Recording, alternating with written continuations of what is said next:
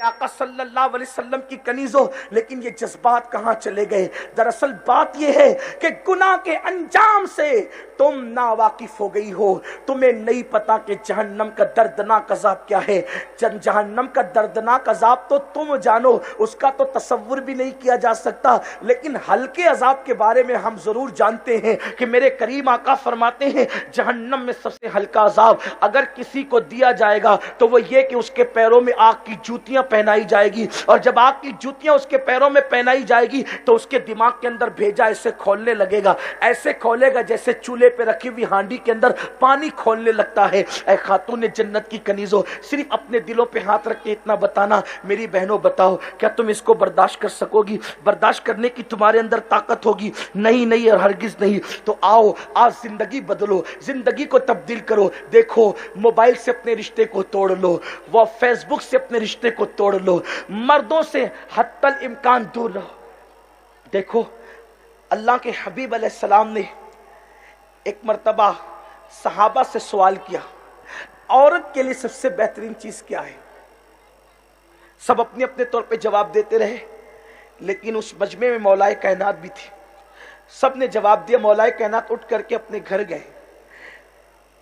حضرت سیدہ فاطمہ سے کہا فاطمہ آج حضور نے ایسا سوال کیا ہے کہ مراد مصطفیٰ کے مطابق کوئی جواب نہیں دے پا رہا ہے۔ تو سیدہ نے پوچھا کہ حضور نے سوال کیا کیا؟ تو کہا کہ سوال یہ کیا ہے کہ عورت کے لیے سب سے بہترین چیز کیا ہے؟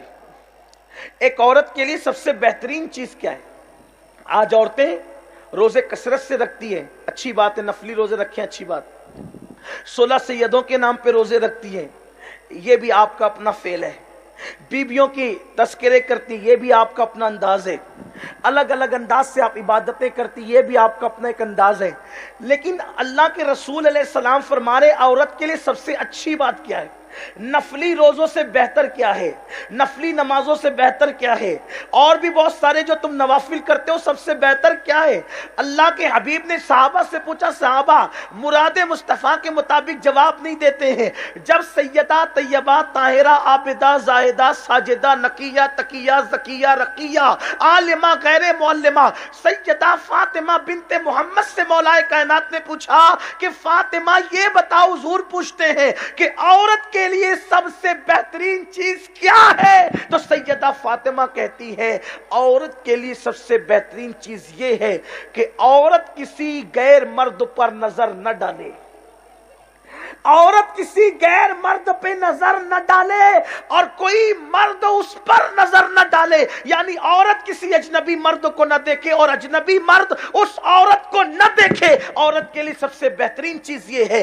جب مولا کائنات نے سنا نا تو سننے کے بعد محفل میں گئے، عرض کیا یا رسول اللہ ابھی آپ ایک سوال کر رہے تھے، سرکار نے کہا عورت کے لیے بہترین چیز کیا ہے؟ اور حضرت مولا کائنات کہتے ہیں یا رسول اللہ عورت کسی اجنبی مرد کو نہ دیکھے، اجنبی مرد عورت کو نہ دیکھے۔ سرکار نے مسکرا کے کہا علی یہ جواب تمہاری طرف سے ہے یا کسی اور کی طرف سے ہے؟ تو مولا کائنات کہتے ہیں یا رسول اللہ یہ جواب فاطمہ نے دیا ہے۔ حضور نے مسکرا کے کہا فاطمہ تو بدا تو منی، فاطمہ تو میرے جگر کا ٹکڑا ہے۔ اس کا پس منظر یہ ہم کہتے ہیں نا کہ فاطمہ تو ذرا جگر کا ٹکڑا ہے، حضور نے یہ بات سن کر کہا تھا، یہ بات سن کر کہا تھا کہ فاطمہ میرے جگر کا ٹکڑا ہے۔ کیا کہ عورت کسی مرد کو نہ دیکھے، مرد اس عورت کو نہ دیکھے۔ یہاں تو موبائل کے اسکرین پر ہیرو کی تصویریں لگی ہوئی، آدھا ننگا ہیرو آپ کی موبائل کے اسکرین پر ہے، زنا کے مناظر آپ رات کے 3 بجے تک دیکھ رہی ہیں۔ بڑھاپے میں تمہارے نوجوان بیٹے تمہیں مار کر نہ نکالیں گے تو کیا کریں گے؟ تمہیں گھر سے بے گھر نہ کریں گے تو کیا کریں گے؟ تم مسجدوں کے زینے پہ بیٹھ کر بھیک مانگنے کے لیے مجبور نہ ہوگی تو کیا کرو گی؟ اس لیے کہ تم نے اپنی جوانی کو عیاشیوں کی نظر کر دیا ہے، آوارگی کی نظر کر دیا ہے۔ یاد رکھنا یہ جتنے تم جرائم کرتے ہو سب سے چھپ کر، کوئی دیکھے نہ دیکھے اللہ تبارک و تعالیٰ دیکھ رہا ہے اور اس کی عطا سے اس کا رسول دیکھ رہا ہے، اور تم نبی پاک کا دل دکھا رہی ہو، نبی رحمت کا دل دکھا رہی ہو۔ دنیا نے تو تمہیں زندہ دفن کیا تھا، طائف کی وادیوں میں پتھر کھا کے تمہیں زندگی دینے والا آمنہ کا لال تھا، احد میں جنگ کر کے دندان شہید کرا کے تمہاری آبرو کو تحفظ کرنے والا آمنہ کا لال تھا۔ ناریوں کو چومنے پر جنت کی بشارت دینے والا آمنہ کا لال تھا. تمہاری پیدائش پر باپ کو جنت کی بشارت دے کر باپوں کے دل میں محبت کرنے والا, محبت پیدا کرنے والا آمنہ کا لال تھا. تمہیں بیٹوں سے زیادہ اہمیت دینے کی ترغیب دینے والا آمنہ کا لال تھا. جس رسول رحمت نے تمہاری عظمت کو اتنا بلند کیا, آج تم زنا کے مناظر دیکھ کر قبر انور میں ان کا دل دکھا رہی ہو. مردوں کے ہاتھ سے جس عورت کا ہاتھ ٹکرا جائے, اللہ کے رسول فرماتے ہیں اس ہاتھ پر سب سے زیادہ اگر کسی کا حق ہے تو وہ جہنم کی آگ کا حق ہے. آج تم جس دکان پہ عورتیں چوڑیاں بیچتی ہے وہاں نہیں جاتی, جہاں مرد چوڑی پہناتا ہے تم وہاں شوق سے جاتی ہو. تمہیں خوف نہیں ہے اگر دنیا کی وہ عورتیں پاپ کرے پاپ جن کو مرنے کے بعد اٹھنے کا تصور نہیں, تو مجھے کوئی افسوس نہیں. جس قوم کے اندر سیدہ فاطمہ کا کردار ہو, ام المومنین عائشہ صدیقہ کا کردار ہو, آپ جانتی ہیں, آپ کو پتا ہے رسول رحمت نے پردے کے معاملے میں کتنی غیرت کی. ایک ننھی عمر کے صحابی حضرت انس ابن مالک ہیں.